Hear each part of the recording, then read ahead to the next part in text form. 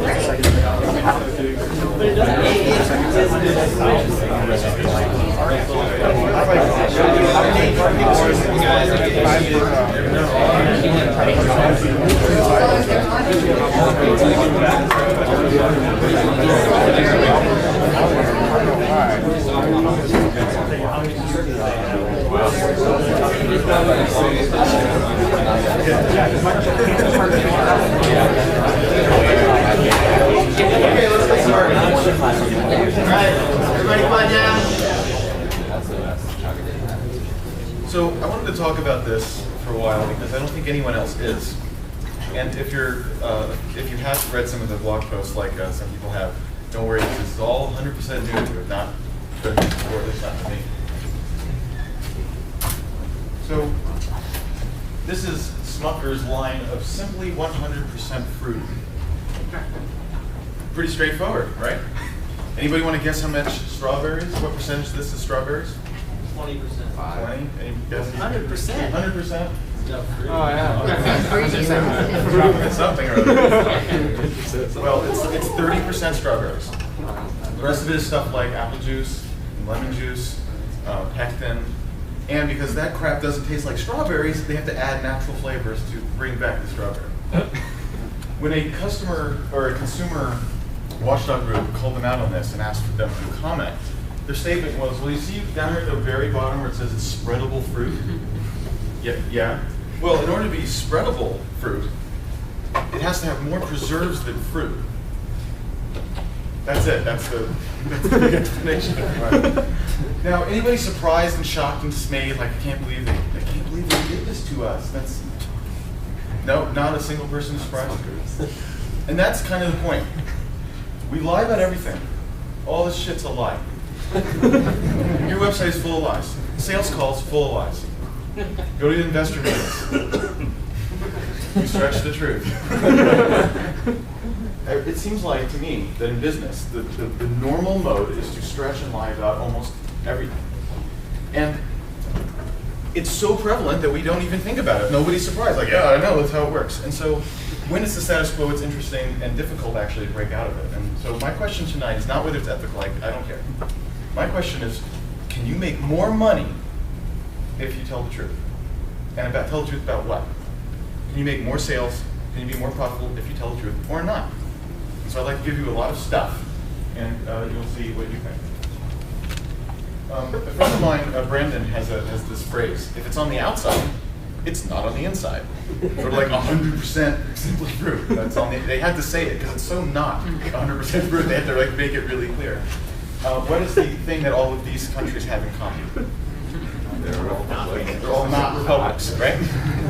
Or democratic or run by the people or anything like that. Anybody in here think that North Korea is a republic? Anybody fooled by this little campaign, I guess? So, no one's fooled. So here's what's interesting about the sort of North Korea strategy for naming. Nobody's fooled at all, right? Whatever effect you thought, I don't know, whatever positive effect you think it's going to have, it doesn't. We're not fooled. That was easy. But now I know that you lie about even really obvious stuff. So now, now when we get into anything that I don't know about, like whether you have a nuclear program, or going back to your products, like does your product does this feature actually work? Is this really going to save time? Do I trust you with my blog and that it won't go down and so forth? When you're trying to establish that trust, all you've done is said you cannot trust me because I'll lie about anything. And so I wonder how much of the stuff on your website and how much of the stuff in sales calls are like this, where I guess you think you're getting some advantage by stretching, and really you're not, and there's massive downside waiting for you, either when it's discovered or just already because you're doing that, or not, I wonder. So here's an example of a normal website, or lots of websites look like this. And to me, there's a lot of North Korea-like language in here. Like, it says SiteNexus is the leading provider of internet marketing and promotion solutions. This is it. The leading one of internet marketing. You're looking at it. Does that look like a site that's the leading marketing? Modern marketing? I mean, they haven't changed their website since 2002. They even admit it. That's okay. Internet marketing hasn't changed a lot. I mean, to me, like, does anybody think, oh, sweet, I found the leader, awesome, I'm trusting them now? I don't think so. No, I don't know if it's so bad, as if it's so obvious, because again, we're now not immune, but so accustomed to this crap. We just kind of read through it. I'm not sure it has tremendous negative impact. It's surely not having that much of a positive one, right? So I wonder, what would happen if they told the truth about whatever was going on here? And so if we're going to start exploring what it means to tell the truth and in those kind of areas, I think the best place to start is in social media, because if you ask anybody, if you ask any social media guru, what is the secret to being successful in social media, what do they say? You've got to be authentic and genuine and honest. In a word, human. Because humans are those things, right? But I mean, look at this guy. The A-E-I-O-U of social media. Oh, good. Vowels will help you remember. A is authentic. Okay. E is for engagement. Right. I will engage. Thank you. I is for, what do you say? Interesting. Okay. O is for offer compelling content. Okay. And U is for understand your community. So, but this is it, right? Like this is what everybody says you should do on Twitter. So I wondered whether people take their own advice. And so here's how I tried to figure it out. If you guys don't know who Gary Vaynerchuk is, he is one of the now on the forefront of what it means to be successful in social media, and trains companies, big companies like Nike, how to do it. And like everybody else in social media, says that honesty is absolutely critical, blah, blah, blah, blah.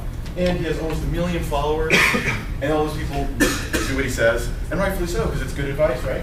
And so I wanted to know, what do the followers of Gary Vee think about Gary Vee? Do they agree with him? Do they disagree with him? Do they actually have an honest discourse? Or do they just stick their nose up his butt, right? What happens? So I did a sentiment analysis using this tool online on Gary Vee, and here's what happened. 91% of all tweets about Gary Vee are positive, only 9% negative. Well, okay, maybe Gary Vee is a affable guy and has good things to say and is generally agreeable. Maybe. So I started looking at those negative comments. Again, it was a tool, right? So it's going to have some false positives both ways. So here's some of the things I found in the negative. This guy says, good damn or bad damn. Well, that's not really negative. And this guy is actually self-deprecating. And this guy's actually saying how Gary Vee's book is doing really well. It just happened to hit the filter. And this guy said, I accidentally just butt dialed Gary Vee. Sorry, dude. Which is obviously a guy just saying, I have Gary Vee's phone number. Aren't I cool? Right? That's really what that is. Anyway, it's not negative about Gary Vee, is it? So I literally looked at all the negative tweets and removed them from the data. And when I did that, I literally found not a single person could disagree with anything Gary Vee ever said, which is impossible. As in, whatever Gary Vee is, that's not possible, right? They're not telling the truth. All these same people who say we should tell the truth and follow a guy who says you should always tell the truth are not, in fact, telling the truth. I looked at my own followers. I didn't even have to go look through the data. It was just there already. It's not true. It's not true. So, what about those people who are successful in social media? Are they like that? And they're not like that. I mean, Joel Spolsky literally says 99% of all software developers are terrible. That's pretty not positive, right? Like he says crap about stuff all the time. All these guys do. Even Gary, he's constantly like making fun of other marketing campaigns. They don't get it. They're going to die like dinosaurs. That kind of stuff. I was talking to this guy, James Altucher. If you haven't read his blog, it's crazy. But he was getting 100 hits a day to his blog. Then he made a decision in November of last year that he's going to tell the whole truth. And within a couple of months, he was getting 10,000 hits a day. All he changed, it was the same guy, same writing, same everything. He just decided to start telling the truth. Now, that's not to say that the only reason these guys are successful is that they are honest that way. Of course, that's not true. It's just, all this does is prove that the honesty thing is true. All these things people are saying that you should be, and that's part of how you're successful, is true, but they don't do it, which is interesting. In other words, it is true that in social media, part of being successful is to be honest, but people are not willing to do it because we're all numb to the lies, and that's all we do is lie, especially in business context, which all this stuff is obviously not personal social media, it's business style social media. And we automatically, even though we say we're going to tell the truth, we automatically don't. And it doesn't work that well. This idea, or this concept that we're just 100% positive, to me, is not only the language that people normally use on Twitter, or North Korea, but it's all the stuff in business, like that website. And I think there's no better example than the sort of quintessential feature comparison chart. This is the definition of 100% positive, right? There's you got everything, and there's this other asshole, he's not bad, but still, why would you do that? You have all the checks, right? This is the normal way you have an analysis, not an analysis, is it? And this is a different kind of lie, because like I believe that this thing, X Compare Pro, whatever the hell it is, I believe that it supports PDFs. That's not a lie, is it? It's a different kind of lie. I know this tool over here, the one that has all of the X's. This tool is really expensive and does a bazillion trillion things. They've just omitted all of those things from the chart. It's a lie by omission. And there's an old saying, right? A lie by omission is twice a lie. It's totally not true, not a feature analysis chart. And it's really common. This one's different because the checks go horizontally, so that's a variation. Their checks are red, so that's different. Because it's a lice treatment, and one of the benefits is it's non-flammable. Good if you like putting your cigarettes out in your kids' heads.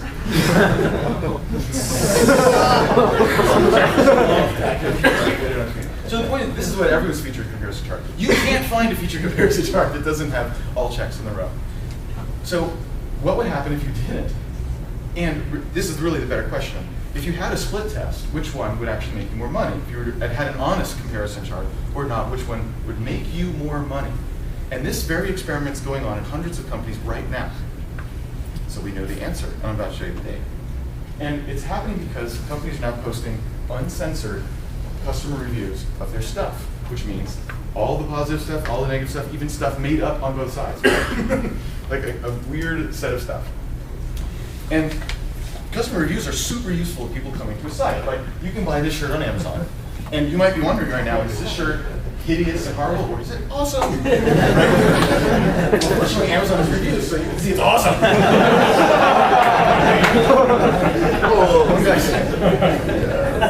One of these reviewers said, I already had this image tattooed on my chest, but the shirt's helpful in cold weather.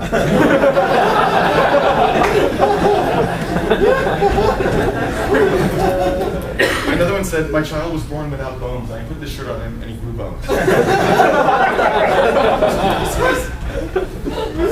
That was not in the original feature comparison chart for the product. I guarantee you it helps sell more of it. Right?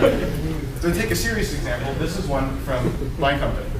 We have this literally on the homepage because it's so devastatingly good.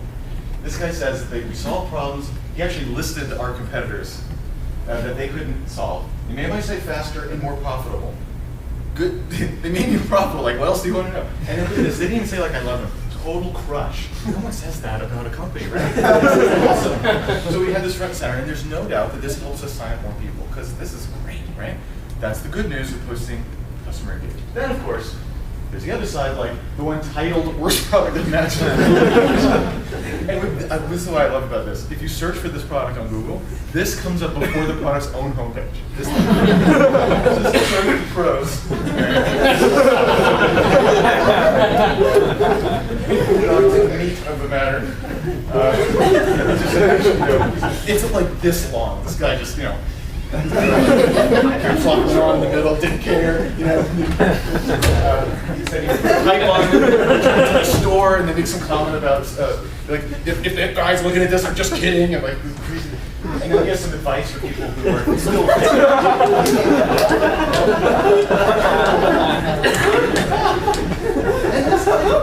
this comes up before the product. Like, oh, shit. This is like totally going to tank stuff. Right? No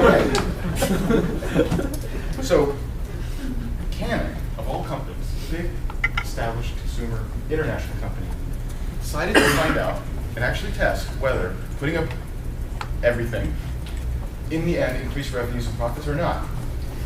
And here's what they did. They started by saying, okay, well, here's all the products, and this is a relative level of sales, right, a percent. Okay. So this represents all their product sales before they put up these customer reviews and allowed people to do all this stuff on their own site. Now, of course, after they did that and people started ranking the products, they were able to then subdivide the products into those that were highly rated and those that were not highly rated. So then, of course, the big question is, okay, and then what happened, right? So, as you might expect, of the high-rated products, the sales doubled, which is really cool, right? So, if there's believable, positive stuff on the website, it goes up. Okay, not a big surprise. So the question is, when this stuff goes down, right, when the low-rated ones go down, in the balance, are we making more money? So here's what happened to the sales of the low-rated products. Almost the same. What the hell? Good, but what the hell? So they dug into it. And the reason I experienced just a couple of days ago, and so I will show you the reason. This is my daughter, and this is a spaceship that she loves to play with that Grandma gave her very recently. She loves spaceships because, so for her birthday she was wearing a crown, right? And so I said, oh, is Abigail a princess? And she goes, no, I scientist. It's wild. So she's putting her little spaceman on the toilet, actually, but it's okay. The little door, and then you close the door, and the little toys in the door. Now here's what happens. When she picks up the spaceship, which is what you do, because it's a spaceship, right? You're gonna pick it up and do this. The door always opens, hits her in the head, the toys fall every time. Defect in the toy. Now when this first happened, Grandma, who gave her the spaceship, Grandma said, oh yeah, that happens, I knew that. But you knew that? Like you intentionally bought a toy that was broken? Like that's interesting. She says, yeah, well, I didn't want to spend more than $40. And I was looking at it and like, that was really the only problem with it. And in order to get something that looked pretty good, it was going to be a lot more money. That also had sound. Now that right there is the crux of why the low-rated product sales went up. Because the thing is, we're used to things like, if it's a cheap spaceship, there's probably something wrong with it, or some things wrong with it. There's trade-offs, of course, why wouldn't there be? And when you just tell me what they are, I can make a decision right then on whether that's okay with me. And in a lot of cases, it is okay with me, and then I'll buy the thing, instead of like shopping around and worrying about it. And Canon has the same stuff. This camera costs 30 times more than this camera, and this camera's expensive. It's kind of expensive, it's like $250. Okay? Of course this camera is like worse in every way. Duh, right? But if you just tell me what those things are, I can make that choice. And so people do make the choice, and they're comfortable. Because when you tell the truth about what's not good about the product, then you've earned believability about what is good. And if you say, no, that one thing, the battery life or whatever, is not a problem, I might actually believe you. Because instead of just looking at your whole product spec as like, well, I just assume all these numbers are twice what they really are, right? Like the battery life is 8 hours. No, okay, that's 4 hours, right? Like mentally like downgrading. The car gets 31 miles an hour, or miles per gallon, maybe 20, right? Like you just sort of mentally downgrade because you know they're lying. But when they're stop lying, you sort of believe it and stop doing that and make the purchase decision. Hopefully I'm not preempting something you're about to say, but Bizarre Voice, big company here in town that does lots of ratings reviews, a lot of the data comes from. Another part of the study that they did around this was they found that the flip side of selling more stuff is nice. they. Okay, so go ahead. Because the next thing they look at is profits, which is okay. Where you're about to say. So let me try. So obviously the profits of the highly rated products went up, right? Because they sold more. And of the low rated products, the profits went up more profits. And the reason is that returns of the products went down 20%. The returns went down for the same reason, because I know what the defects are. And so when I get it and it has it, I don't return it. And I knew that, right? Yeah. And the reason that this is so massively impactful in profit is this. When somebody returns a camera, let's say it's a $100 camera. They don't make anything that cheap, I suppose. So they return the $100 camera, and sometimes you can't resell it because it's totally broken. You lose the whole $100. And there's the shipping to bring it back anyway, and there's the tech support to do it. And then even if you can, you have to repackage it and stick it back out. And meanwhile, it's sitting in inventory. Blah blah blah. It just costs a ton of money. It costs at least $100. Rule of thumb is whatever the product costs retail, you probably lost that. Even if you were able to resell it again, you generally have lost all that. So what that means is you have to sell all these other cameras and take the bits of profit from that to make up for that stupid loss just to get back to 0 point, right? So if the returns go down a little, oh my God, profits go up a lot. Is that what you were going to say? Yes. Yeah. So maybe this was just Canon and cameras and high-end and consumer and I don't know. But this did come out of Bizarre Voice. They have 500 customers now. And these are all brands where they did the same experiment. And 100% of the time they get the same results. Okay, the exact numbers obviously change, but revenues always go up for both kinds of products. Profits always go up even more because returns go down every single time like clockwork. This is a general rule across all kinds of businesses and different verticals and sizes and brands and consumers and countries, everywhere. If you tell the truth, you earn the credibility and you make more money. So I have a friend, Eric Sink. If anybody of you are coders, you might know who he is. He runs SourceGear in Illinois. I think it's the only software company in Illinois. Which is good, I guess, because he gets all the, wait, how come? Oh, I don't know why they didn't show up. So he has a saying that says, trade shows are like sex. When they're good, they're really, really good. And when they're bad, they're still pretty good. And so I think the truth that advertising is saying, even when you're saying bad things about the product, it's actually still pretty good. So that kind of brings back to this and whether this is good. And I say it's not. I say this is actually hurting your ability to make sales. And that if you're more honest about even the drawbacks, it's better. And it's not just competitive analysis charts, it's not just compartmentalized to certain things. I mean, we already talked about this, so I don't have to go through it again. But this is not even, I mean, as silly as this website is, it's not at all like as bad as it gets. Here's one I saw once. This is in a company page. This was the description of the company page I saw. WebMethods provides business integration software to integrate assemble and optimize available. Okay, I can't do it. This is real. This is how this company describes themselves on their company homepage. It's as ridiculous, standoffish, not honest, not anything. I couldn't even know what it is. The only thing I know that I can really measure and understand is that in the last 5 years, their stock has plummeted 90%, which isn't necessarily due to this, but still. So, but this is more than normal than anything else, right? For that kind of stuff. So, I want to present to you a counter example to this for your company page. Let's see what you think about it. So this, anybody know balsamic mock-ups? Have you heard of that? A lot of people. So there's Peldi, he made balsamic mock-ups, and when he was getting started, this was his homepage. When it was just Peldi in Italy, this is what it said. It starts by saying, hello. Company homepage, remember, not a personal homepage. And the first thing he says is, hey, I'm just one dude. Like the opposite of what I bet all of your companies say at this very moment, right? And then it gets worse. He starts like attacking himself. This is the copy underneath. He goes, I know, it sounds iffy. Iffy? You just described like your company is iffy? What are you, nuts? Hey, how can one guy support a whole software company? I don't know, that remains to be seen. What? You're not even sure you can pull it off. This is like too much honesty, I guess, right? Like, it should be too much honesty. So this is Peldi's sales in the first year. He made $1 million his first year. And this is not recurring revenue. You just buy it one time. So this is $1 million, that's $79 a pop. And by the way, it just keeps going, as you can imagine, right? Now, because he was honest, he made a bunch of money. No, of course, you don't have to draw it that closely. But it sure didn't hurt, right? And the amount of press that he got and the kinds of things people said. and the things people did to help him and want him to succeed, I think a lot of that did come because they knew who the hell he was. Because it's not because of that homepage, it's because what that homepage means about him. Because he ran the whole company that way, and people like that. And it's another example of this kind of same theme that I keep coming back to, of being proactively honest. About not even waiting for them to ask in tech support and then admitting your product is a problem. You put the customer reviews right on the homepage. Hildy doesn't wait for people to realize he's the only one that answers the phone.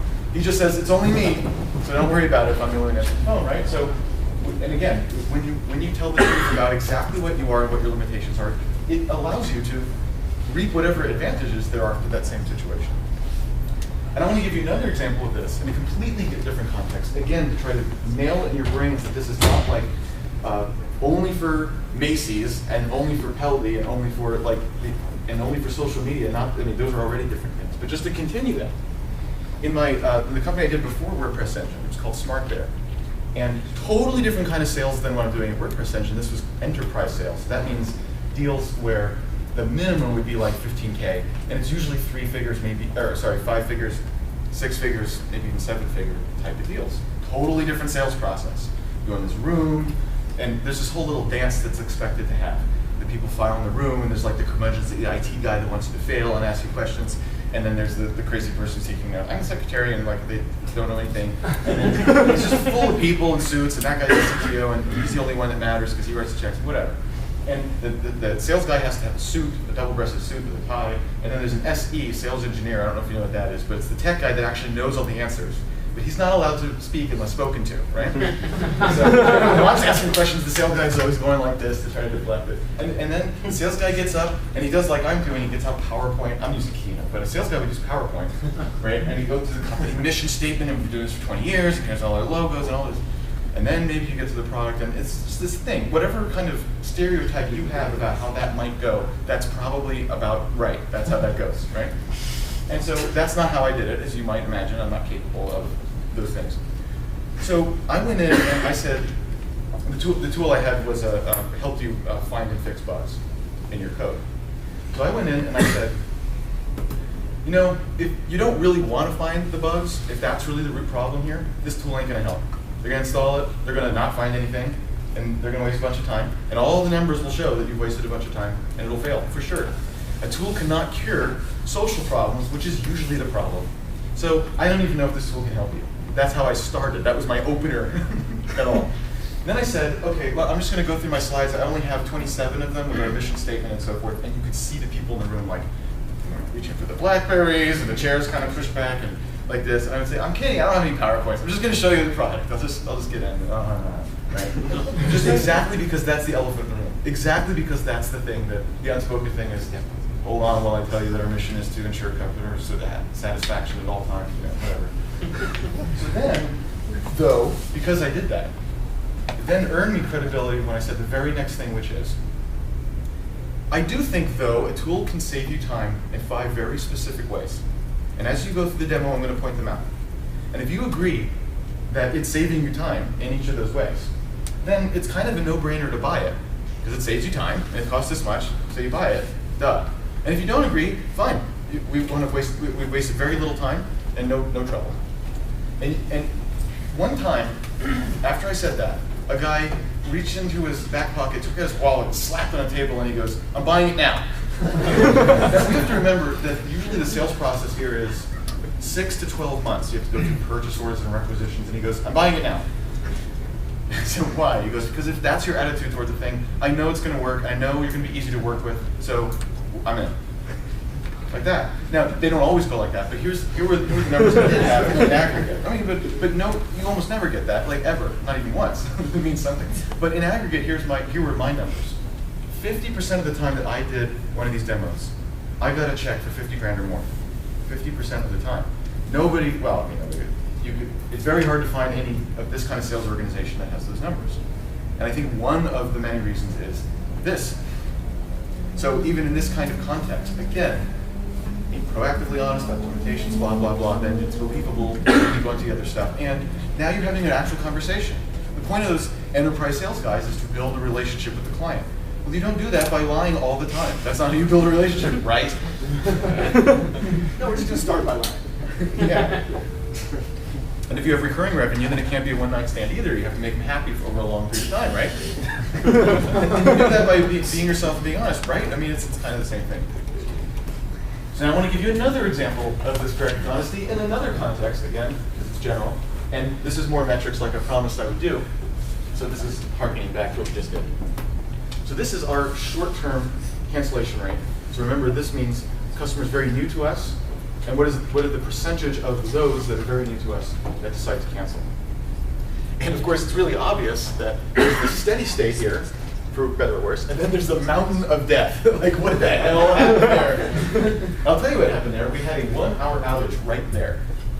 Oh no, like, what's the worst thing that you can do as a hosting company? Right?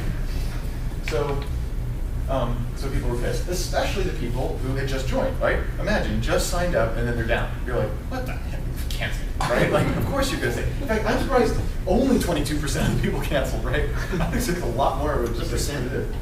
Well, 20% of just those new. Oh, yeah. Yeah. And so there it is, the angry hordes, right? And then, of course, it was only 1 hour, so then these people were newer and didn't know that happened. And so we're back down. How would they know? This is new customers, right? They don't have a memory. So, well, that doesn't prove anything. That's just kind of an interesting thing. Another reason why tracking important metrics is interesting. And I'm sure, right around here, I was scared as hell. Like, did we just like reset our plateau and like ruin our name or something? And then it came back down. So thank God. But here's the cool part. We had another outage that lasted 12 hours right there. 12 hours out. And look what happened to our cancel rate. Nothing. If anything, it went down. What the hell did we do differently? Right? So here's what we did here. Probably not a lot of people will notice. Yeah, right. This they did, right? So all it did is look like that we weren't paying attention. What we did here is, as soon as there was even a semblance of trouble, we started tweeting and putting in our status blog. We know, we're looking into it. It turned out it wasn't even our fault, which we were able to show. And then the people that it was their fault, they had a status, so we were able to show people, look, see, they're fixing it and all this. It still took a horrendous amount of, just unconscionable amount of time. But just because we were proactive in saying this is exactly what's happening, even though it's awful, that was literally enough to eliminate 100% of the negative impact of what was going on. 100% of the effect, as you can see, because they didn't leave. 100% of the effect was allayed by being honest about it. So you may say, okay, well, great, I need to make my company page like Pelvis, because whatever that was worked, we're good enough. Like, I'll take that copy. But you can't, which is annoying. It's harder than that. Unfortunately, because it's not honest. But that's not really why. Here's a story about why you can't just do that. This guy's name is Blake Minkowski. He has so he was wandering around in Argentina, and he was going through the poor areas of Argentina, and he noticed that the kids have no shoes. And this is really, really big deal for two reasons. Number one, if you don't have shoes, then you get infected all the time because you're stepping in puddles and a lot of stuff transmits through the skin. You also have punctures and scrapes, so it's really easy to get infected all the time. Second thing is, if you don't have shoes, you can't go very far. I mean, imagine, if you don't have shoes, you don't have other forms of transportation either, right? You can't go very far. And if you can't go very far, then you cannot go to school. And if you can't go to school, then you can't get educated beyond whatever your immediate area level of education is. And if you can't do that, then you can never get yourself out of the poverty situation that you're in. And so not having shoes is a really big deal. And so what he decided to do was make a shoe company called Tom's. Their logo is the Argentinian flag, and it says Tom's on it. And the deal is, if you buy, and it's true today, if you buy a pair of shoes from Tom's, they will give a pair of shoes to a kid originally in Argentina and now around the world. Today he's giving away millions of shoes. Here's Tom giving away shoes. This is marketing. Let's not forget, this is marketing. This is a ploy to get you to buy shoes from Tom's, right? It's just the best kind of marketing that can ever be, right? It's the best kind of marketing, but it's still marketing. It's still a reason for you to buy this. It's a comparative analysis thing or whatever. It's a reason for you to go to Tom's first to see if you like some of their shoes because of what they're doing. So, and this kind of photo op thing is kind of an example of that. They're using it and they should, right? Great idea. So about 4 years after Blake, you want to call him Tom because it's personal terms, but his name's Blake. About 4 years after Blake started doing this,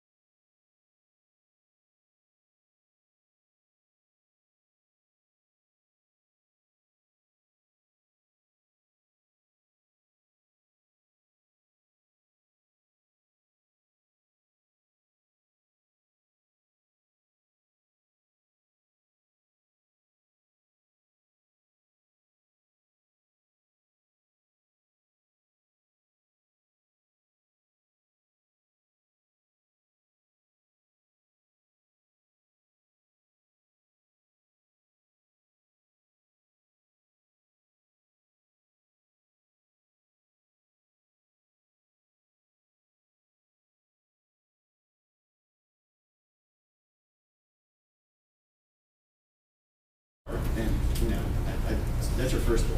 Find somebody you don't have to teach. At one time, actually this was like earlier in the week, somebody said, I broke email for like an hour. I was like, oh, how are we, what do we put in place to not do that again? This thing, that thing. Okay. Like if that's how you're going to react to stuff, even when like you totally broke tons of stuff all the time, I think people will to the extent that someone's willing to be honest, they'll see that it's okay to be honest. And another thing I noticed in companies is when it's very hard to, of course, admit that you were wrong, that some experiment failed, that your code was a bug and had a big effect. You know, these are difficult things for anyone to admit because they're embarrassing and so on, right? So your reaction at that very moment, I think, is very important. So if you're like, okay, we're human beings. In fact, the lean mentality is you should not have been allowed to break email for an hour. We should have known in 5 minutes. In other words, human beings we're going to screw things up, of course. So if email is important to us as a company, we should at least have monitoring that tells us faster than that the email was broken, so that when we inevitably break it, because that's what we do, you know, we know it. And like, in other words, jumping right to, hey, yeah, like our process must be broken if you were able to accidentally do that. You being someone who's generally not wanting to break things. So I think, again, like the way you react and how you decide to do that will show them that that's okay, and then it will come out. And if it still doesn't, yeah, I don't know if people change too much. You know, one of the last talks we want to know is going to be from Mike Trafton talking about company culture, and that'll get into this some more. And it's a really, really great talk you want to go to. But I think, you know, it's also part of building the culture. And I told you, you know, Jason and I do pretty much everything together, and we've known each other for a long time. We've developed a really good rapport together, and a lot of it's based on this, that we both trust each other a lot, and we know that we're both doing that, we're being honest with each other. But it's the point where, I don't know if we've ever talked about it this way, but I think Jason would agree, it's almost like become like a game or a contest. Like, it's cool to put yourself in that situation, and where you, and it's almost, it's like, how honest can you be? You know, like, it's like you know, we you know, and it's like we would brag to each other about a situation like that where this thing happened, and look what I said. I told him exactly the truth. You know, like that's totally a conversation. You'd catch me and Jason like in my office with the door shut, being like, "Yeah, this thing happened. And this person came up, and this is what they said. Guess what I told them? I told them like exactly the truth." You know, like we'd be so proud of it, and that's exactly the kind of conversation we would be having, and I'd be bragging to him about this situation and how everybody else would have lied, and we said, you know, we just told it how it was. You know, like. That's the kind of culture. Those are the kind of people we hire, and that's what he said. You know, you know, if you don't fit into that, you're going to feel uncomfortable really quickly. So, who's winning that game? What? Who's winning that game? Everyone's a winner.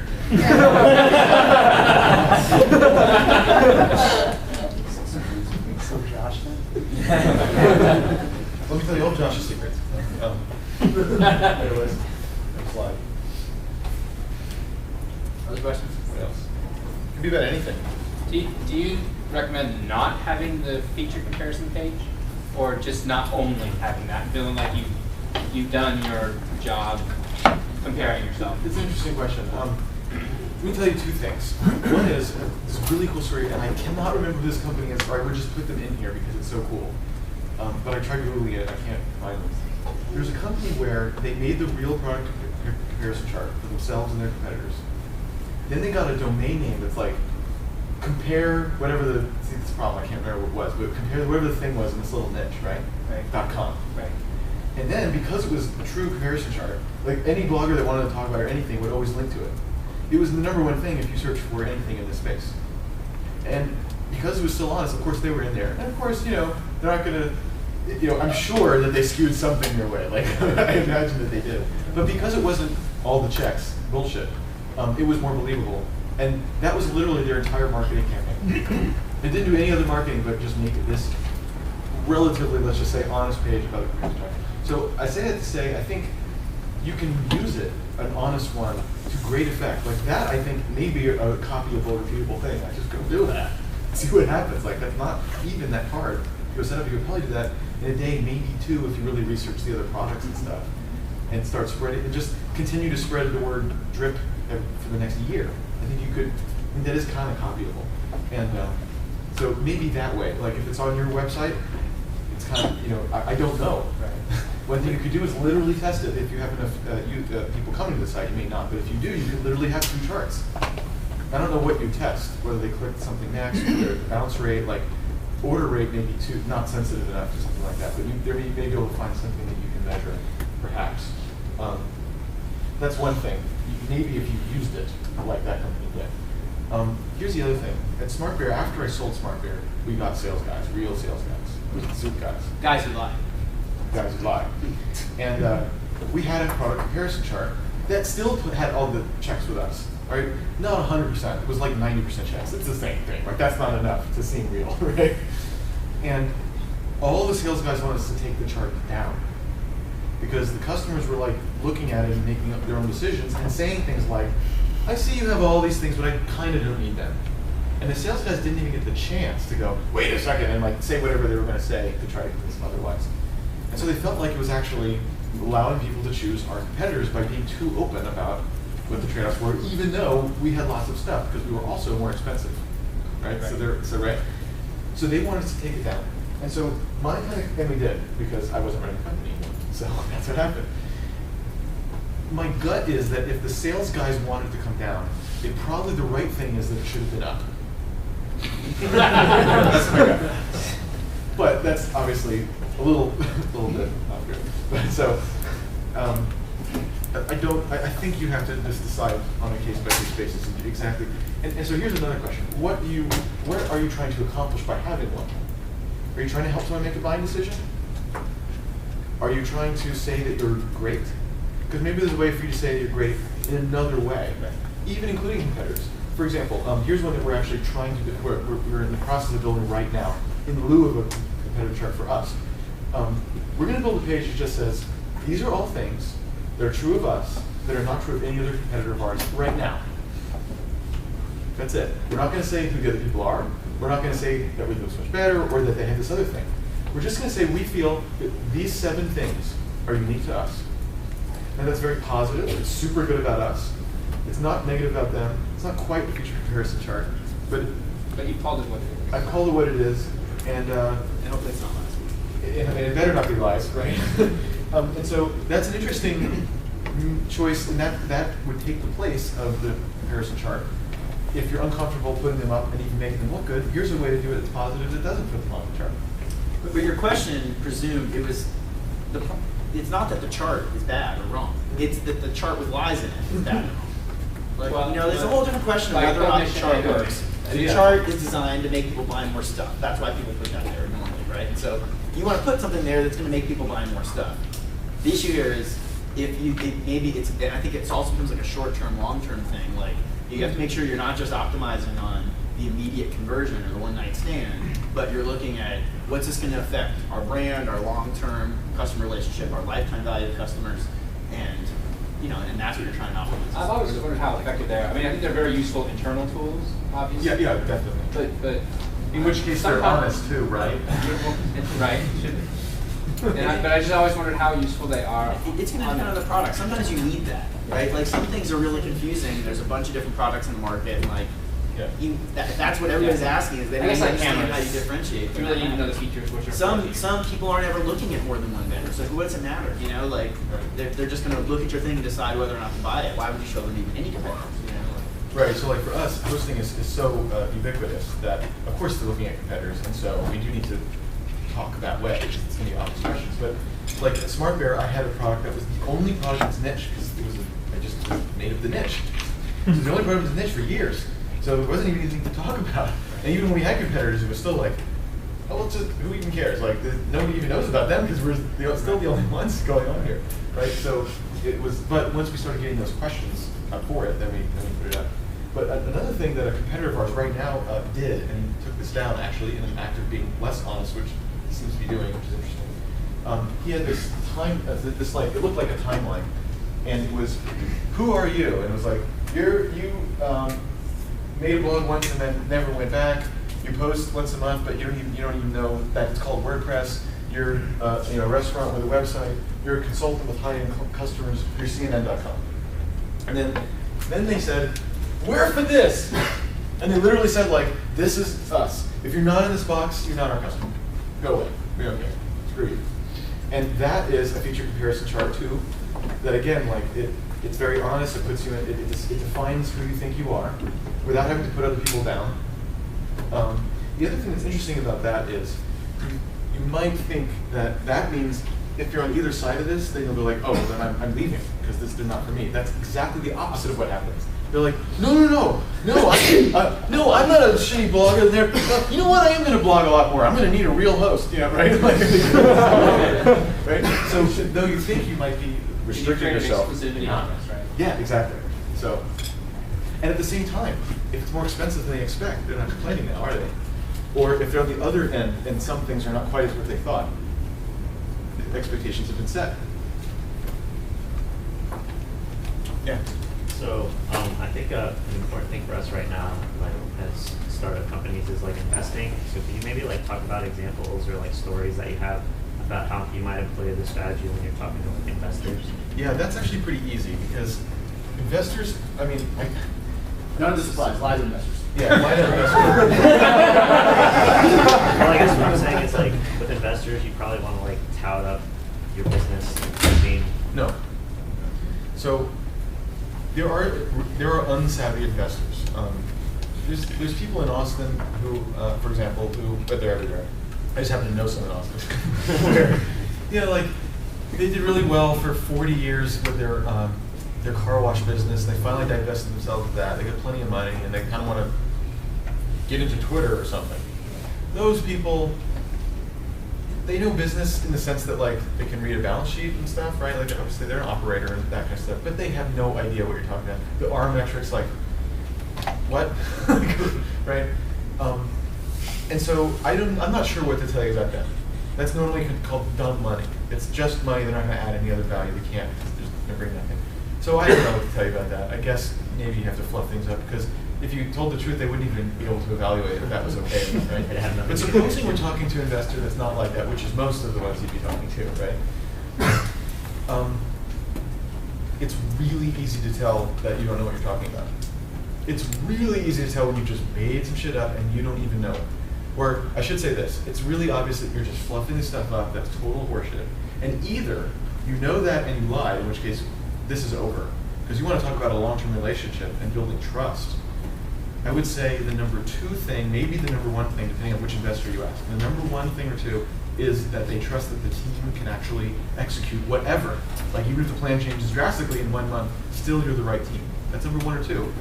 And as soon as there's that incongruity, that's the huge flag, goodbye. I don't care what else you have to say after this, it's over because I can't work with you, I don't trust you, right? That's one case is you knew it and lied. The other case is you were just ignorant and didn't even know it. That's not good either, right? You just fluffed the number. Oh, well, I didn't know. Okay, well then you don't understand what's even plausible about this business, so I don't really trust that you're good. In other words, there's no good result in you fluffing stuff or whatever. But it's very easy to say whatever you think could be possible or, have the discussion of what you think it could be, which you also need to do, right? You're selling the vision. You just couch it as that. For example, you can be very clear about, this is what we know, metric. See how, and what you're really saying is, see how honest we are and transparent we are about what's actually happening. This is the demonstration, actually, that you can trust us. Because you're going to see these numbers too. This is how we hold ourselves accountable. This is what we think we can do with these numbers. Then you can get into the vision. Then you can say, now, that's what we know. You can literally, that's what we know. And here's what we think we can do. And as long as you just started with that, now you can say anything you want. And even if it's fanciful and you have to get cut down, that's okay. I haven't lost trust in you because you know that you're into La La Land now. That's okay. See, so just couching those things and putting them in the boxes is enough. And not doing that is very bad. There's a cool kind of demonstration of this, I guess. There's the pitch deck that Cafe Press used to raise money. Cafe Press, if you're not familiar, you like upload your art and you can buy one shirt or one mug that has that art and it gets shipped to you. It's pretty cool. And now there's a lot of companies, but they were the first ones to do that. Their pitch deck, they had no forward-looking projections. Didn't say anything about the team. It didn't have anything on it. This is what the deck was. This is what we tried. This is what we learned. This is what we tried. This is what we learned. And that went on for like 24 slides. And sometimes they tried something and failed, so they learned this. Sometimes like, oh my God, look at that. So then, it's working. Beat the crap out of it. Let's do that some more. And all it was is proof that We are super honest about what we're doing. We try lots of stuff, we learn stuff, and then we just know how to keep making this business better. And if you prove that, there's really nothing else to talk about. I mean, there is like this personality, and I don't know, there is like how big can the market be. There's all that crap anyway. But you're not going to say anything to them that they don't know better than you anyway. There's no size of the market that you're going to invent that they're not already going to have in their head what they think it is anyway. There's no point in exaggerating and doing all that. The more you can say, this is what I know, this is how I improve the thing, and so forth, and how I'm transparent about it so that we can improve. And then separately, and so this way, you're good if you're done. Does that answer the question? Yeah. Okay. You want to do that about the truth and investors? Did you speak to it? Or? Yeah, but I don't know if you had. No, I was. What I was saying was joking. Same thing applies. If you know, it's just like any important relationship. Yeah. You know, that's a really important relationship, and if you start it based on a bunch of bullshit, then you're not going to have a very good relationship. And you want investors that you can be honest with, tell what's really happening, and be candid with, talk about your business in a serious way. That starts with honesty. Yeah. Wasn't it Brian Shuckles? He's the CEO of HomeAway, right? At your Capital Factory demo day, his speech was to his first investors that his company's a 3 out of 10. So I think it was 30%. Yeah. And then they invested in it immediately. Well, but he also Yeah. had a track record Yeah, of other yeah, stuff I was too. just gonna But say yeah. that. The other thing I'd add is, especially in Austin, it's a small city. So if you lie, it comes back really fast, and you know, VCs talk to each other, and then you'll find out, Yeah. you know, that's your word, and you don't get the entry point again. Great point. What kinds of objections do you think we hear from investors that we can overcome? What's like we hear from investors? Well, lots of things, and it will depend on the business a lot. Some will be like the market opportunity is just not big enough. Like even if you were super good at everything you did, it still wouldn't be a big enough company to be interesting to that particular investor. But I guess, well, rather than listing them, here I think are some of the very top ones. The very first one is can you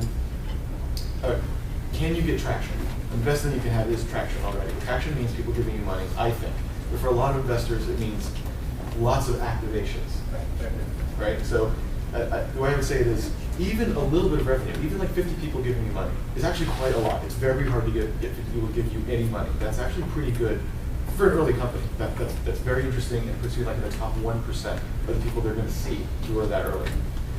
Or it's not revenue, but the activation is great. It's like 1,000 people a day. So it's like, I haven't monetized it yet, but whoa, that's hard too. Like to get that many people to move and do something non-trivial is also shows some kind of like very real interest here. So traction, number one thing. If you have that, as you'll see, it kind of answers all the other ones. Number two is the team thing we just talked about.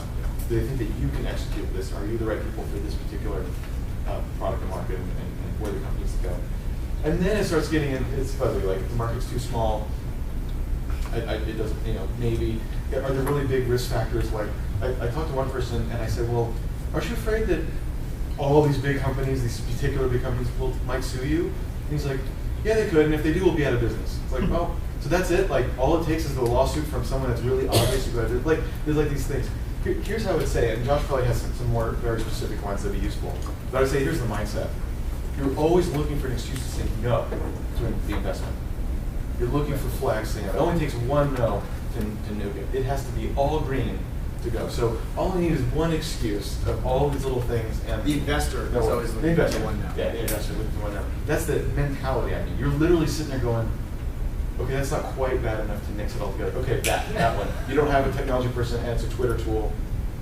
Don't care. Now you can come back when you have a technology person, but just like, it's over, I'm not interested in waiting for you to build a team. I don't care. I just don't care. Nothing else matters. But the thing about traction, and this is actually the Cafe Press story again. What Cafe Press was doing is saying, we have traction and we know how to continue that upward curve. And if you say that, like, well, can the team execute? I just showed you. Yeah, it trumps all. I just showed you to get. Is the market big enough? I don't know. We haven't hit a ceiling. We just keep going. We seem to know how to just do this, and we haven't hit anything that says. So it's got to be a lot bigger than that. It's hard to believe that this is it. Suddenly it's going to go like this. No.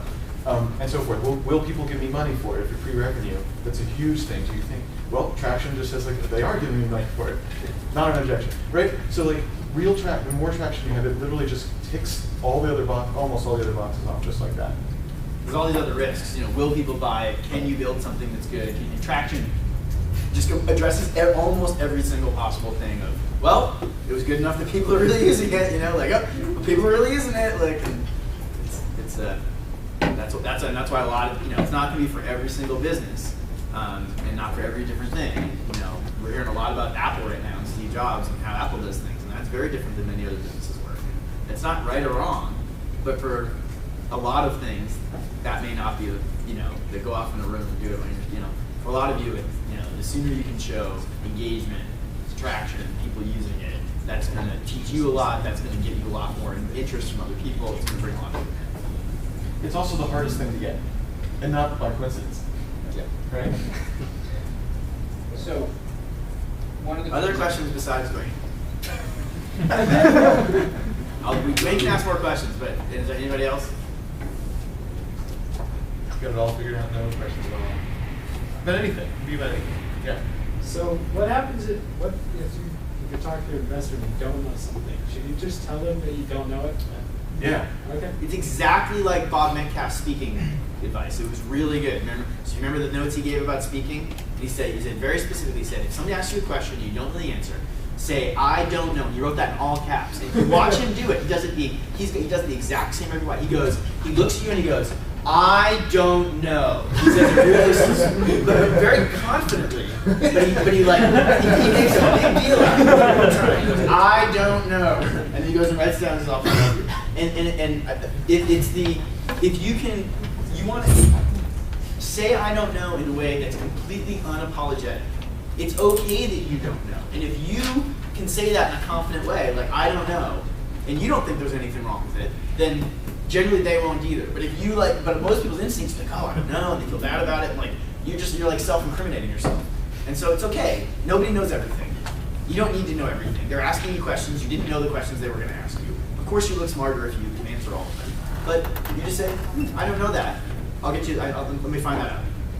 Or there's other ways you can follow it. I don't know. In fact, one of the things I expect from my investors. Yeah. This is great. Do demand thing that. Turn it right back on. I expect you to help me with things like this. This is one of these areas where I don't personally have experience, and we don't have data yet. I have a little thing here and there, but we just don't have much data. I expect you to. This is one of the areas where I need you to help guide us in these things. And right in that situation, It's your fault. and the other thing, right in that situation, it's like, I don't know. I'm going to need to go look into that, and then ask them right there, like, do you know? It might be, depending on what the question is, it might be like, well, I don't know. Do you know what the answer to that is? Like, turn it right back on them and turn it into a discussion, because that's what the relationship you want to be having with your investors anyway. And the best investors, when you start talking to them, they start helping you build the case for why they should invest. That's true. Right? And like think about our recent experience or other things, right? It's like the best one, it's like you're not like working against them to convince them. They're like trying to help you build the case. Like they're actually, you feel like you're actually working together to make this pitch for them. And a lot of times investors, if you're not an angel investor, they're part of a firm, and that is what it is. It's like they're going to take your thing and go pitch it back to the rest of their partners. Right. And the best relationship is like you're working together to put together something their partners are going to like, and they know what their partners are going to like. And they're going to help you build that model or show the right things or think about the right things to answer the right questions. And angels have to pitch it to their spouse. Yeah. And actually, to pile on that, so of course a lot of your business is not figured out. Of course. And so there's certain categories of risk that you're going to have. And so they know that, right? So the real question is not whether you have risk. It's what are the risks on this company? I would like the team not to be the risk, or a big risk. I don't want that to be a big one. For me, again, I like revenue, so I don't want the question of whether people will buy at all to be on the table. Again, if 50 people did, I'm like, great. If 50 people do and the market's big, then 50,000 people will. That I can believe. That's a risk I'm ready to take. But I'm not really ready to take the risk between 0 and 10. That's a pretty big risk, because Most crap won't go from 0 to 10, right? It's like that's a crazy risk. Get rid of that risk so that I'm not worried about it, right? So like Josh said, so what is it that you don't know? You could say, look, we got the first 50 by cold calling, going to friends network, and like, but they gave us money. So people want it. Now what we don't know at all is how we're gonna go from 50 to 1,000. Like we don't know what kind of drivers will bring people in. Will it be cost effective to do that? Blah, blah, blah, blah, you know, whatever, all that stuff is. You're right, we don't know any of that yet. We do know that if we can just get in front of them, we do have the proof that then they'll buy. We have no idea how to get in front of them. So okay, I can put that and go, all right, that's one of the big risks. Can you scale the acquisition part? But maybe I believe you that the other part is relatively de-risked. Then I can now make a judgment of whether that's okay with me. And almost always that's an okay risk. That's supposed to be the risk of the company, that you can go from 50 to 1,000. That is the early stage risk of a company. So it's okay. So the fact of saying, I don't know, that's one of our huge risk points. That's okay. That's actually okay. You think that's a big minus. It's not. I'm like, yeah, that's what I thought. I'm ready for that. That's what I'm investing in. People with that risk, that's cool. So. Okay, Joy. It's actually probably very related to an instance of that, but it's specific about when you're asked the question, how will you spend the money? My thought is it's a good idea to have an idea, but it certainly seems flexible, because that's the kind of advice I would expect from an investor. That means that we come in knowing where we need money, and so here's our needs, and here's what we think. And, I mean, we certainly don't want to say we have no idea, I'm sure of that, but how do you like... Right. The reason you have to have an idea is that you're going and asking for a certain amount of money. And so just say, well, why do you need 150 grand? I don't know. Well, it just doesn't even make sense, right? You must have thought through like what was going to happen if you got the money, and a little bit how you're going to spend it, and mostly what's going to happen at the other end of that 150 grand. We're going to have this many paying customers, and blah, blah, blah, a couple of, like maybe 3 goals that you're going to get to, and then you'll have a plausible way to spend the money to get there. And yeah, then you can say, look, we think this is a sensible way to get there, but you know, we know as much as everyone else that stuff can change literally day to day. That's fine. But this is at least a plausible thing that could happen, that could unfold, that we think we could execute something like this and get our goals. And of course, you'll want to get help from other people who have built those kinds of budgets before, so that it is plausible, right? And then that's enough to be plausible, I think. I don't know what you think about that. You know, I think there's going to be a lot of different opinions on this and different ways to approach it. I'm going to give you an idealist response, which most situations aren't idealist. But I think you should err towards knowing exactly how you're going to spend it and not raising money until you know exactly how you're going to spend it. Particularly for internet, web-based, technology-type businesses that are not capital intensive. Hopefully it's going to sound familiar with other things we've talked about this semester, but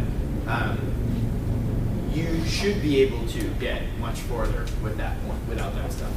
You don't get to raise money to figure things out anymore.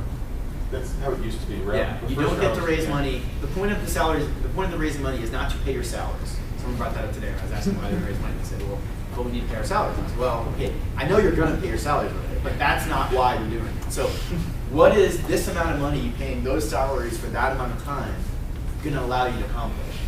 You know, what's that going to get? And talk about that more. Right, and it's like, and it should be all milestone based. We're going to raise this much money to let us do this, and here's how we're going to do that. And at the point where if you're spending money on marketing, it really should be, unless you're, you know, you might take a very small investment to do some marketing tests that isn't a big risk for anybody.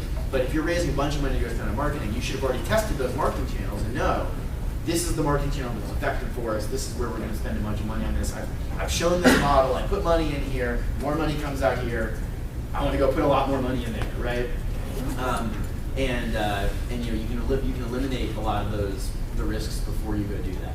And so the more, and I think when you go talk to investors, if you can give a very specific description of this is what we're going to use the money for and why it's going to get us to this milestone, that's going to really be compelling for them to see that. And the more it is, I think, the more it's going to hurt you.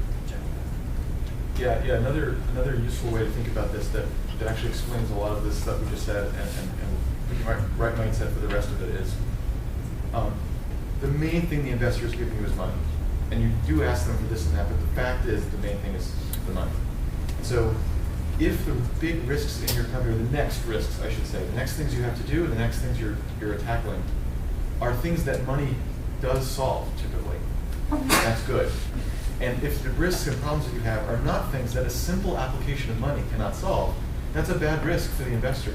So team is a good example. I don't have a team together. Well, if I just hand you a bunch of money, you can't automatically have a great team. Hire and make it. I won't find it. Like, it doesn't magically make a good team. So that's not something where an investment fixes it. You have to have already fixed it. Whereas, like Josh just said, if I proved even a little bit that if I spend $2 in this channel, I make 10, even a slight amount of proof. Well, this is something where money can just not automatically. It's not that easy, but this is exactly the kind of thing that money goes. Or so Jason and I invested in a company called Agent Pronto, and they are a lead gen site for real estate agents. And when he came to us, the guy Tim, he said, you know, he got it up and running and was like, you know, he's like, look, I got it running on one city on a really small scale, and I'm spending $5,000 a month on SEO, and it produces, you know, and it's going to make this much kind of return. And he's like, and I, you know, in this particular model, you know, I can't spend as much as I want on SEO. I can only spend so much, just the way SEO works. But he's like, okay, I get this now, and I just need to spend 3 times as much on SEO in order to make this much more money.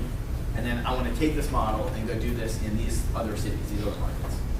You know, but the model was already figured out. He already had it working. There were some risks on how far will it scale, and you know, some other things like that. But like, he knew the money was to go spend on SEO. Yes, a little bit of the money was going to go to salary for somebody or some other thing, but like, that's why he was raising money. Because he knew now, okay, I can go spend it here, and every dollar I spend, I'm going to go turn around and make more money. And that was a really good time for him. And for us, it was very compelling. It took him, like the first time he came up, he did not quite have that together. And over time, he did. Which is actually not, I mean, now we're talking about how to raise money, which is fine. If that's what you want to talk about, that's great. But making those, I think it's Mark's sister who calls them connecting the dots, making lots of dots. A lot of times you just go into an investor, and it's the first time you guys have ever met, and you throw a bunch of crap, and like, yeah, you don't know each other. Like, there's only so much you could get out of that ever, right? How could it be otherwise? Whereas, even before you're ready to raise money, you could start reaching out and saying, hey, I'm doing this thing, I'm not ready to raise money, I just want to let you know this is happening, I don't know if this is the kind of thing, I'm not even ready, but this is the kind of thing. And then you start getting updates, like every month or two, you're like, hey, we just signed up 2 more people, which we're super excited about, we're starting AdWords. If you know anything about AdWords, or any good guide I should read, you know, let me know. And you just show like, look at me, I'm making progress. Doing what you said you were going to do is incredibly rare and valuable. Like, most people cannot do what they said they're going to do. The plans do not work out. They say, wait, like, you're just saying, I'm going to do this, and then coming back and be like, hey, remember I said I was going to do that? I did it. And like, there's another company I'm involved in called Volunteer Spot. It's here in Austin. It's a really great company.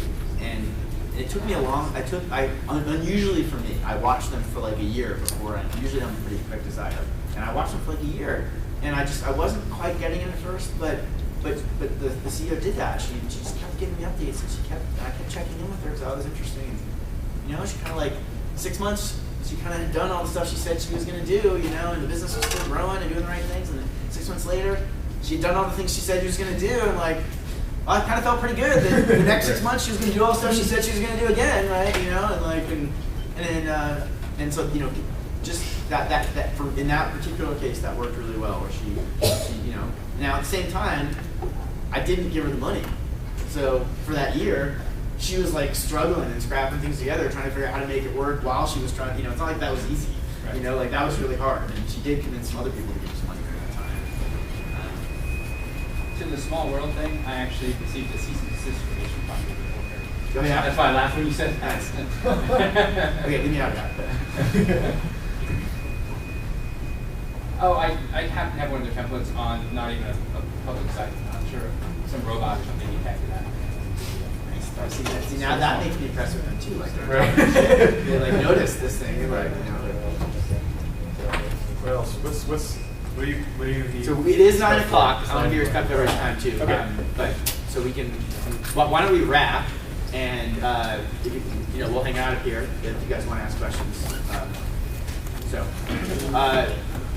Report's due tomorrow. We got a bunch of other really good classes coming up. But it's also like more than halfway through the semester. And you guys got to also be thinking about like demo day, crafts and stuff. I had like 5 or 6 hours of office hours today, which is really good. I'm trying to open up more blocks for that, so I'd love to call you more. And If you have any questions about what you're working on in class, creating, what's coming up, demo day, other stuff, well, I'll be up here after. Barbecue on Saturday. Everybody know about that?